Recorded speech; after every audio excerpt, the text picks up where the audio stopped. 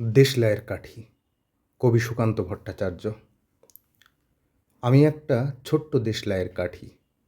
আমি এত নগণ্য হয়তো চোখেও পড়ি না, তবু যেন মুখে আমার উসখুস করছে বারুদ, বুকে আমার জ্বলে ওঠার দুরন্ত উচ্ছ্বাস।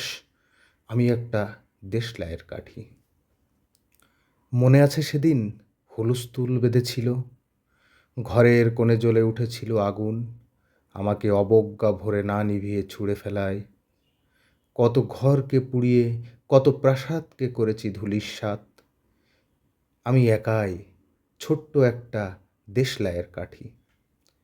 এমনি বহু নগর, বহু রাজ্যকে দিতে পারি ছারখার করে, তবু অবজ্ঞা করবে আমাদের?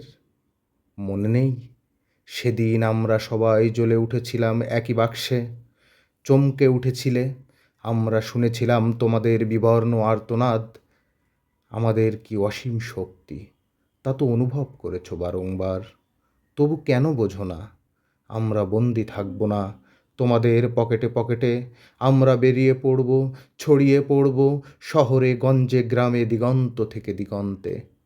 আমরা বারবার জ্বলে উঠি নিতান্ত অবহেলায়, তা তো তোমরা জানোই, কিন্তু তোমরা তো জানো না কবে আমরা জ্বলে উঠব, সবাই শেষবারের মতো।